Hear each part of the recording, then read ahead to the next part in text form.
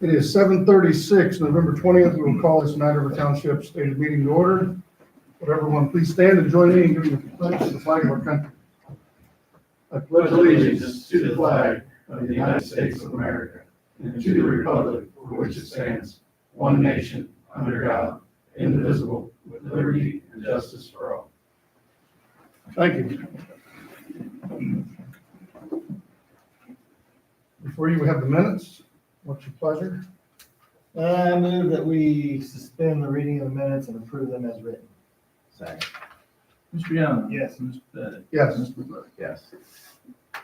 We'll move right into our department reports. Oh, okay, we're gonna do the open. So we had a advertised bid due tonight at 7:30 for Southern Vista paving project, OPWC grant project. See 3 bids. This first one is from Barrett Paving.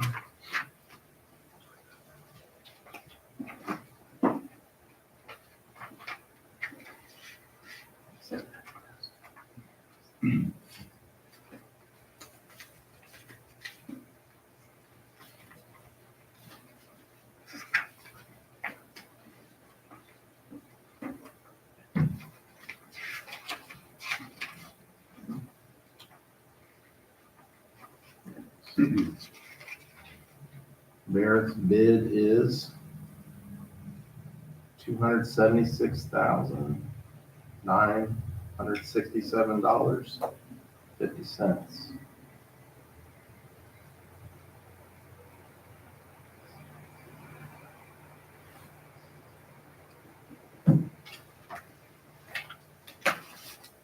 Second, Shelley Company.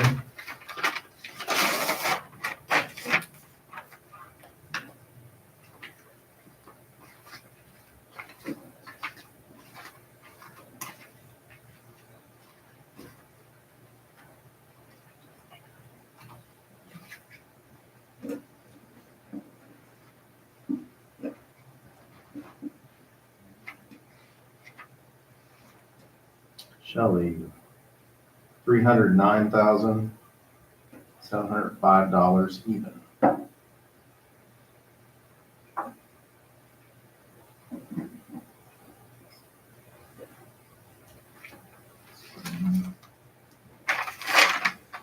Third, from A&B Asphalt.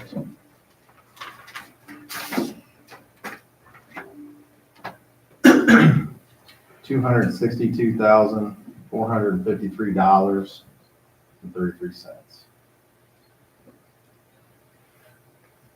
So pretty good bids. We definitely appreciate it. We will hand these off to the county engineer's office for review and check all the numbers.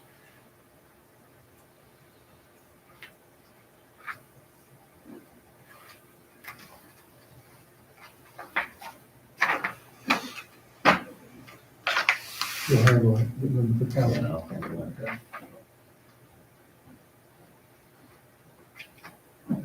Yes, before we go any further, I want to thank everybody for voting for me, all the citizens. I'm humbled and appreciative, and I enjoyed the job, and I think we have a great team. I think we have great teams in every department we run right now. I think we're very fortunate. Congratulations to you, Mr. Reed. Thank you. We appreciate your service for River Township. Anybody else got anything before we start the department reports? We'll start out with Being in Fire and EMS, I'm gonna skip them. Chief John Heath. Good evening. Evening, John. 1,618 calls for service so far for the year. 64 since our last meeting 2 weeks ago. We're averaging 4.9 calls per day. Mutual aid received into the township this month was 4. Mutual aid given since last meeting was 5. So we had a brush fire that we ended up having to call mutual aid in, and our medics were out twice. I had to call mutual aid in just because we were already on calls. That brings us to 63 mutual aid into the township and 108 out. On 11/13, Cruiser called her a large field fire off of Haddocks Road that a tractor started, burned about an acre and a half. Our crews were able to knock it out pretty quickly with the help of Bethel, Houston, and Fairborn Fire. It was back where the trout farm is. They were into some grass. I don't know if it hit the exhaust or it got plugged up, but it ended up catching fire. It burnt the tractor completely. And it's gone. I mean, Really? yeah, it burned the tractor up. But the crews did a really good job. Wind was blowing. We were able to get it knocked down before it got into the wood line, and we didn't get any buildings affected. And then essentially 3 days later, our brush truck got called mutual aid to Fairborn for a fire in the woods, started by an electric scooter. So caught about a half an acre of woodlands on fire. So our crew went and assisted them as well. And then on the 17th, on Friday, around 8 p.m., unfortunately, a pedestrian was struck on Dayton Road next to Parker Jakers. It was a fatality accident. Our crews did respond to it. I'll just remind citizens it is dark at night now. If you're near the roadway, especially Dayton Road, and wearing dark clothing. I'm not saying that was a contributing factor, but just be cognizant that it's very dark now due to the daylight savings. The rescue's still finishing up and it's in the painting process. I was talking to them last week. It's still carrying paint. They want to make sure that everything's good before they turn it over to us. The department did take delivery of a drone purchase with money donated by a private citizen last week. We have quite a few of us going through the class to get certified for it. We're in the process of switching our support team over to what we call a fire auxiliary program. We'll have something that comes out soon over social media. So citizens that would like to apply could put in for it. The Santa Parade has not been determined on a date yet, but it'll be released soon of when we're going to do that because fortunately we're right around the corner from Christmas. And then other than that, I just want to wish everybody a happy Thanksgiving. Just a reminder that cooking fires are the #1 cause this week. It's 4 times higher on Thanksgiving. The second day is the day before Thanksgiving. So if we are cooking, just don't leave it unattended. Have a working smoke detector. If you don't have a working smoke detector, call the firehouse and we can help you out. Other than that, that's all I've got for you guys. Anything else? That's any questions for him? Thank you. Okay, Thanks, thank you. John. Move on to the road and cemetery. Don O'Connor. Good evening. Good evening, Don. It's pretty quiet, actually. We got all our salt trucks prepped, so anything should happen, we're ready. The loader we're gonna rent is to be delivered the week of December the 8th. So I haven't ordered any salt yet. I didn't see a need to. We still got about 100 ton back in the back, so yeah, we should be okay.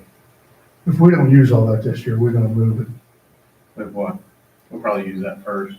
That's what I mean. Even, let's just say something happens, we don't use the 100 ton. Let's move it.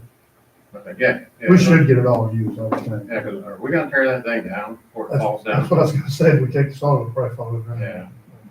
Okay. Yes, we're gonna turn it. Yeah. I wanna Self-destruct. see it going. All we gotta do is go out there and kick those jacks out. They'll probably get it. We got the trees removed, the one on Garrison, the intersection of Garrison and Fairfield's gone, Rocky Point gone. The 2 on Old Mill Road there at Patty Miller's Horse Farm, and then as was referred to, the totem pole on Cook Street. They're all gone. I think we have a pretty good price on people. There's a couple of them pretty good sized trees. Another problem, we've got residents raking their leaves out into the streets, into the gutters. Every year we've got to And then it blocks up our, catch basin, Yeah. we've got to ask them not to do it. But, we do not have a leaf pickup program. The part of the deal when they put CNS in, the township residents can take them down there for free. yeah. But people still insist on putting them out in the street, and then out in some of the back areas, they're raking them out to their ditches. So, I think that's the worst thing that ever happened, was when we couldn't burn them. Yeah. But, yeah, that's what it is. And that's really about it for the road. Cemetery, I think today was probably about the last day we're gonna be mulching leaves, or pretty much, we got a couple of trees that are hanging on. But I think it'll get windy enough, it'll blow them across the street into Dave Boyer's yard. So, and, been getting quite a few phone calls about people wanting to put out winter decorations. It is after the 15th of November, so yes, they can put out winter decorations. So I think I should call you and ask them, I guess they can. That's really about it.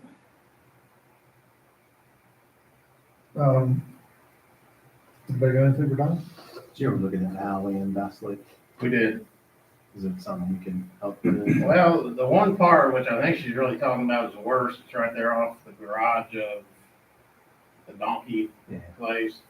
That's like the main drain coming out of that lot, her lot and everything, and going across the road. And we put gravel in that before, and it just keeps washing out. But we could probably do something with it. You know, we got the skid steer and rough it up to the back drag it. Yeah, so it's a little less rough or something. I didn't think it was too bad myself, but, you know, I'm not pulling a horse trailer through it either. Did it look like they done any trimming? No. Roxanne was supposed to, Yeah, that's what I thought. but she got bit by a dog, so I think it's Oh. taken back seat. Gotcha. Okay. Well, that's what, yeah, it's kind of a trade-off, like if they did some trimming there, we help them smooth it up a little bit. Yeah, because the far end down by the lake itself, I'm heading narrowed down pretty Yeah. good. The alley that parallels Wendover. They call it South Street. Yeah, the people like Boston and stuff, if it gets slick, you can't get up the hill with like a horse trailer or something, so they use that alley and we're asking for a little gravel. None of it's really public road, Yeah. but it's always been kind of, some of it's been treated like public road. Yeah, I mean, we've helped them out before. And so it's just kind of maybe like some horse trading. Ooh, nice place. Mm-hmm. Yeah, So- we'll go drop some. Yeah, we might be able to rough it up enough, because that one part kind of cans a little bit, Yeah, but knock it down, drag some gravel back Okay. there. So yeah, we'll take care of it. appreciate it.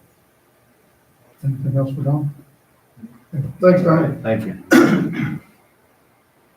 Mad River Township Deputy, Brandon Baldwin.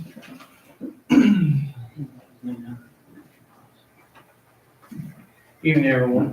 Evening, Brandon. Short and sweet tonight. Since the last meeting to today's date, even though Don said the Q word this morning, 11 calls for service, 3 arrests, only 8 stops, 8 assists, 17 business checks, 45 system contacts, and a little bit over 600 miles placed on the cruiser. I have a recall notice here. I think there's several that's pending on the car that gotta get taken care of. So I'm gonna reach out to Quick Lane, have them take a look and see if I even need to have them done. I believe that the issue we were talking about the last time, as far as the rattle, I think it's coming from the heat shield, not the turbo itself. So I'll have them take a look at that.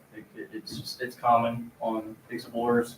It's basically stripped down all of the SD. It's a common issue with them. If you want to, you can stop by over there. We had the exhaust fixed the last time. Maybe they can tack it for you. Fair one. I'm just saying. I mean, you know, Do I need to call him and give him a heads up, or just? I'll just tell him. I can call him. You can. You got his number. Call him. I don't. If you could send it I'll to me. send it to you. Okay. Other than that, that's really all I've got. I also took delivery of a drone. Looking forward to getting that all squared away and stuff. The only other thing is I think I'm gonna look at an inverter for the cruiser. That way I can keep that charged and ready to go. That's something relatively cheap that I can get my hands on. I That could doesn't probably- have an inverter built in? Mhm. I thought, what about that? That's something you would have a P&R put in, or can you put one? I could maybe ask them to do it, but I'm not real thrilled with the work that they did with putting on the license plate reader, so. I don't see if think the plugging county it in- garage could do it. Yeah, there you go, because I said, well, plugging in the cigarette lighter's not enough amps, I don't think to charge it. Mm-mm. So, Other than that, that's all I have. I will say, I went on a fire call with Houston today. The season is upon us, obviously, for chimney fires, so anybody's watching, make sure that you're taking good care of that, paying attention. So, that's all I got. I'm hot. All right, well, thank you, Brandon. Yeah, Thank no you. problem. Anything from Houston Fire EMS? Our fiscal officer, Dave Rudy. Just a couple things. I do have some checks, and purchase orders and stuff like that for you guys to sign. And one of the purchase orders, I think we discussed that purchase of the pickup truck. Yeah. So I don't know if we want to go ahead and vote on that to approve that purchase order. John had given me the invoice and sent it over to me. I'm sure you guys can see and talk about it. So. Yeah. I think he said they were gonna, if it was approved, they would come to the neighbor or something.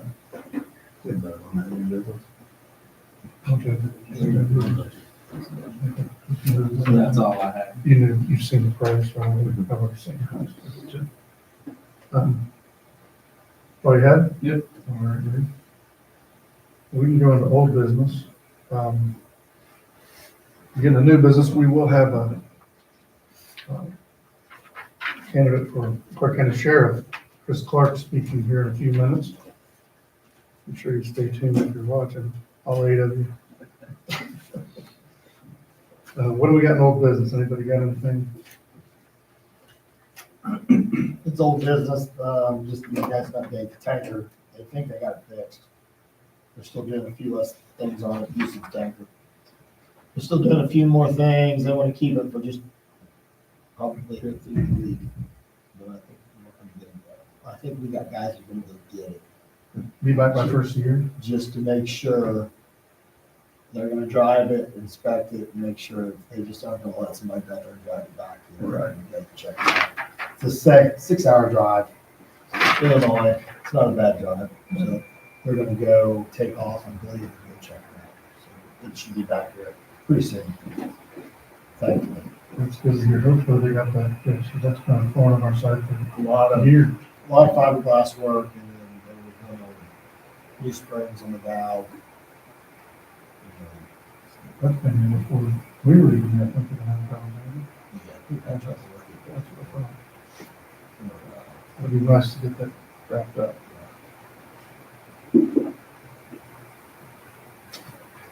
I guess in old business, I know we were talking about the sports park a little bit again. We're talking about having a meeting the 30th at 5, right? November 30th, 5 p.m. Anybody that wants to come down and listen, offer some ideas, have a check, any of that, we'll take all advice and money we can get. We're gonna try to pigeonhole that more toward the fiscal and the administrative side rather than the planning of the park itself. Okay, So we'll be working on the committee, public and private, who, we'll be trying to put together as well as for contributions, level contributions, things like that. So it's gonna be more on the, okay, it's gonna be more on the, how we're gonna handle the money and the contributions. That's for you, Mitch. Yeah, that'll be at the government center, at the village.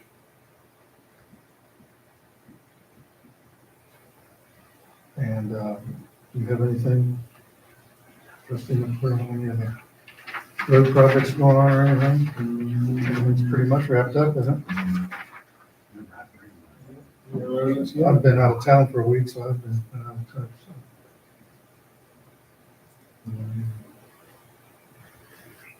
It's been fairly quiet. That's okay. James. Yeah, no doubt. Well, if we don't have anything else in old business, move to new business. Go ahead and vote on this car and then Yeah, I'll make a motion that we go ahead with the purchase of a new 2024 Silverado 3500 pickup. Price $59,735. Purpose is to build a new brush truck. $59,735. I second that motion. Mr. Young? Yes. Mr. Pettit? Yes. Mr. McCook? Yes. the discussion on that is the old brush truck. We were gonna try to put some money in it and keep it, and we ended up starting nickel and dime us. It's old, it's too big. The last fire we had, it quit. So, it's really just time to move on. So that's what we're doing. So, we're open. That's the plan, right? Yeah, the old one will be sold and we will apply that money towards this purchase. Everybody's done with, anything else you did business talk about before we move over to, okay. Chris Clark, if you'd like to step up, this is a candidate for Clark County Sheriff, Chris Clark. Thanks for coming out tonight. Thanks for having me, gentlemen. Again, my name's Chris Clark. I know you guys are all aware that I'm running for sheriff, but I want to come out and just formally come in front of you and see if you had any questions for me, kind of, you know, if you had anything that, what my intentions are, what I'm looking to do. I'm an open book. I'm all about integrity and transparency, which we need more of here at the sheriff's office. I know 911 center's been an issue. It's been kind of a disappointment on myself with the department that I run, and see the status of it right now. So that is going to be a priority when we get in there. Some other things we want to look at is some more direct narcotic enforcement. There hasn't been a lot of narcotic enforcement going on in the county outside of what the road patrol units and what the township deputies are doing. There hasn't been any drug unit operating within the county per se since Deputy Yates passed away. So that's something that I want to do. I want to focus on narcotics.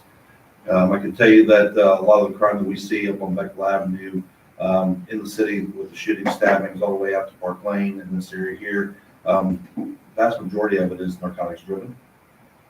So the best way to stop that is to get rid of the narcotics, work on narcotics. If we can reduce the amount of narcotics that are in the area, and the narcotics traffic that's in the area, the rest of it will take care of itself. So a heavy focus on narcotics is what a big part of my platform is. So I'll open any questions you might have, and the election will be Republican primary, March 19th to 24th. Hope to have your support. And if you open any questions you might have for me.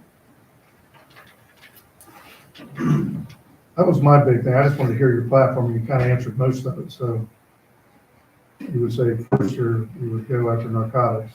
Yeah, that's try to slow down. Like yeah. you say, that's kind of. You're never going to get ahead of the narcotics trade. Right. You're never going to do it. But if we can make a genuine impact on narcotics in this area, the rest of it will take care of itself. I mean, that's not to say we're going to ignore the other elements of the crime, but when you've got narcotics that are driving other portions of crime, burglary, theft, stabbing, shootings, fights, if we can control what's causing that, it'll take care of itself. We just need to reduce the crime rate across the county. You know, reduce the crime rate that brings in businesses. You know, one of the things that businesses look at, what's the crime rate? How, you know, if I move my business into this area, we need to make it more appealing. The infrastructure that we have in this county is on its way up. Law enforcement has to be able to compete with that. They have to be able to be competitive with the infrastructure. So if we've got really good infrastructure here, but lousy law enforcement, we're not going to attract the businesses that we want here. We're not going to attract the people that we want here. We're not going to attract the residents that we want here. So we have to make sure that our infrastructure, when it comes to public safety, is just as good as the rest of the infrastructure in the county. My only other question would be, and I know this is kind of a bad one for you, but all the, how we nicely say, all the people that are being placed here now, all the undocumented citizens or whatever you want to call them, bringing in, is there anything that can be done about it? Is that federal? That's at the federal level. Yeah. The illegal immigration and immigration period is at a federal level. Once immigrants are here, whether they're documented, undocumented, legal, illegal, whatever terminology you want to use, the fact is they're here. And we have to find a way to make them productive members of this society, because we can't do anything about it. What we need to be doing as public leaders and public servants is we need to be the public's mouthpiece to the state and the federal government, because we're going to have access to the state representatives and the congressmen and the senators and the governor long before any citizen will. So we have to be that mouthpiece to try to get the state and the federal government to work with us on what we could do with immigrants that come here that need to be educated, for lack of better terms. Because there's no communication. There's no communication. I mean, that's the basis of it. There's no, the Haitian immigrants that are coming here, they're coming from a war-torn country where they're not used to trusting the government. They're not used to trusting the law enforcement, fire. That's a corrupt government that's against. So they're coming from a place where they don't know who to trust. They don't know how to trust people. So we have to get past that hurdle. And I know that in the city of Springfield, they are working on that. They have the Haitian Coalition. They're working with them to try to get that some projects worked out to try to make it a little bit easier to get them acclimated with the society here. But we have to continue to work on that. We have to continue from the state and the federal level. And like I said, we've got to be the mouthpiece for our citizens to facilitate that change, and facilitate that education, facilitate that. If they're coming here, which they're coming, Oh, yeah. we have to figure out a way to get them in our society and make them productive members of our society. Yeah, and that's not only in your lab. Unfortunately, you have to deal with Sure. the outfall, everything that falls, all the ramifications of what happens. But this is all of us Right. in government have to deal with. 100%. And I just wondered what your take on that was, if there was anything you had thought about or anything. I don't know. It just, Other I than have trying to educate at the local Yeah. level and try to work with state and federal agencies to try to resolve, the big thing's the funding. When we have people who are coming in here in this area, the United States is the land of immigrants. So we want it to be welcoming to immigrants. We want people to come here. yeah, I'm not saying we don't want them. I'm But just saying, we have to make it to where we can afford to do it and too. we have to be where they can learn to communicate with us. Yes. Because if an officer pulls some, they can't speak. And that's a real that's problem we're tough. seeing right now. Yeah. That is a real problem we're seeing with communication between English to Haitian Creole. There's not a lot of interpreters out there. Right, There's more that's- coming around, but there's not a lot of interpreters out there. The interpretation service is expensive to use, and we're seeing more and more interpretation problems every day. So that's another thing we have to work at. One thing that I was watching the Springfield City commission meeting, and one thing that shocked me was the Rocking Horse Center. I want to say they said that the Rocking Horse Center is already at this point a little over $200,000 over budget for this year because of the influx of people they've seen coming in. So, from a state and federal level, if there's nothing we can do, they at least need to help supplement financially Right. to give us the tools so we can work with these communities to acclimate them to a society here.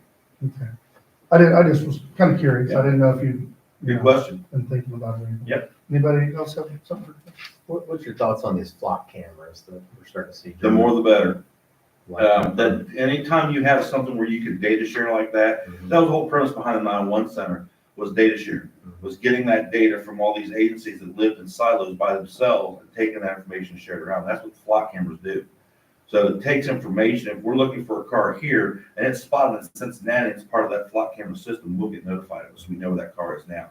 So the more we can get involved in systems like that, the more cameras we can get on that system, the better off we're going to be. It's all about data sharing. My understanding, German Township's supposed to have 3 or something installed here. I've heard that. I haven't got They confirmation. kind of jumped right out on Yeah. that program pretty quick, but that's. what- It's a great camera. Brandon can attest to it. It's a great camera. Been a lot of crimes solved because of that. A lot of missing persons located because of that. Homicide suspects located because of that. Where we didn't have that resource before. Once they get outside of our immediate area, in order for us to track them down, we have to go to a store, we have to pull their camera down, and we have to go back and review it. By that time, they're miles away. Flock camera is instant right now. We can track them real time. Okay. Thank you. Okay.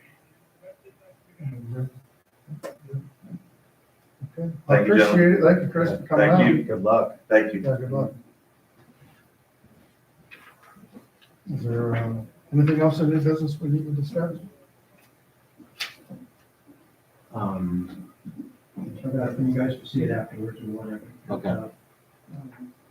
Again, we're working on water easement down the park now. I told Todd we're just, getting ready to put out about $14,000 for new fencing along the north side of the property, adjacent to tie into,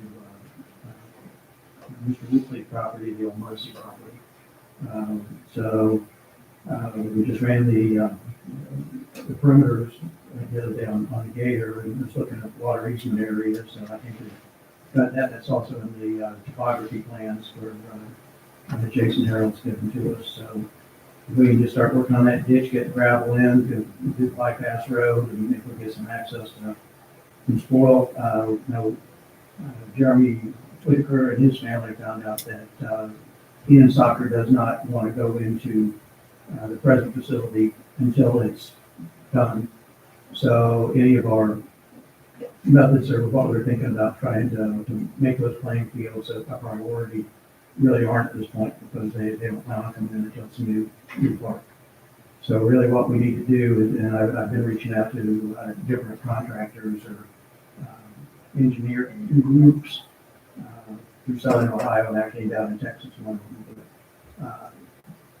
We need to start focusing on how we're going to do that pad, get it shot back there as far as engineering. So we know how much we're going to have to bring that up, get it actually down to a new engineered plan that we can set out for. What pad are we talking about? What pad are we talking about? We're almost going to have to go to the baseball fields first. Yeah. That's going to be our biggest expense, but it's also, it's going to take the most work, but that's what's needed right now, according to Jeremy, I've asked them to kind of keep their fingers in as far as being the point for like girls soccer, girls baseball.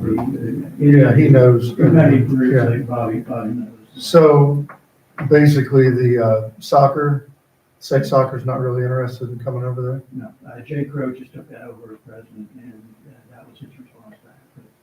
But they'll wait till it's finished up, so, but there is an immediate need for the baseball and softball fields. Right. By a long shot, Snyder Road, basically, I can tell you it's not the best place to be at, which we all know. So back to bite the bullet, we've got to get somebody in there that knows what they're doing more than us and actually get that. I still say you bring it up 2 feet and you leave it. I'm not gonna listen to this 4 feet. So that's ridiculous. It doesn't flood down there like, and if it does, they don't play baseball that day. Sorry, that's it. I mean, it is, we're not playing Major League Baseball. Now, Jason So if it's 2 foot up, that's more than sufficient. That's my opinion. But Jason said the other day that he felt we get our best bang rather than maybe farming on the north side of the creek would be to maybe take the spoil out of there, take as much at the top we can, maybe get down to aggregate before we're pulling water into it. Yeah. And actually try to take that up to elevate the pad some, plus if we can get any type of spoil. well, I can get some spoils. All we need to do is run the numbers on digging that bar pit or hauling in spoils. We'll run the numbers on them, but I'm gonna stand firm 2 feet. That's where I'm at. I don't think. And I think that's more than enough because we've all lived here our whole life and it's never been underwater down there. I mean, you have puddles, but if you bring it up 2 feet, that will dry.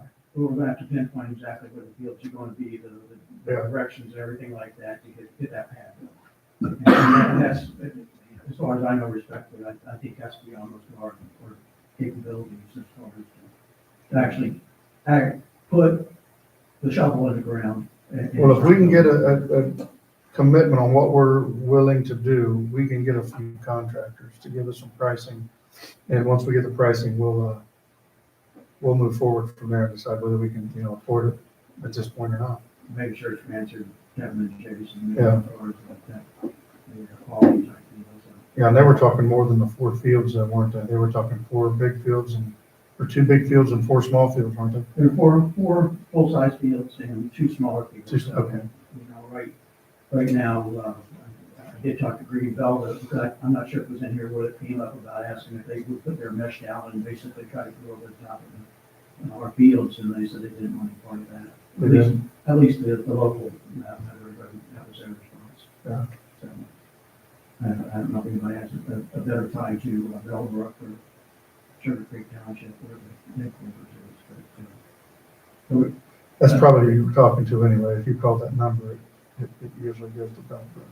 Yeah, we're, right now, I'm trying to make as many phone calls as what we can. It's almost turning almost half a full-time job right now, just trying to get this thing rolling where we can be ready to try to get some type of bids out on it. And the land excavating, they were very enthused about trying to come in and do the work.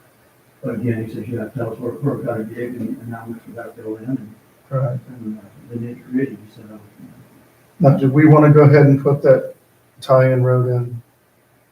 You think we should just go ahead and tie that road in now? Access road, Yeah, yeah, before we let her let them. I mean, I think we need to get it in there now. That way, at least if we do get any, it's probably gonna happen this winter, but spring will be here before you know it.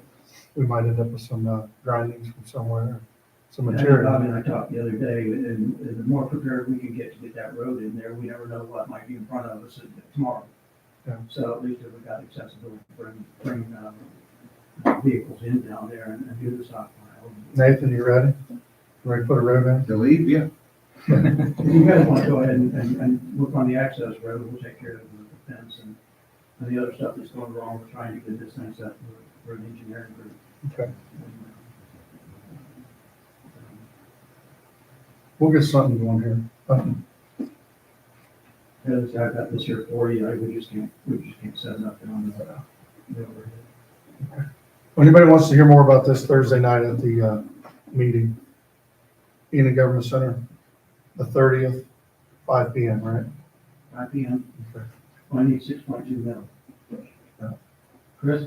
Well, we'll take 500. We'll take 250. We could probably get something done. We'll take it 50,000 increments. Anything else to come before the board? Then we adjourn. Second, Mr. Young? Yes. Mr. Pettit? Yes. Mr. Clerk? yes. Meeting adjourned.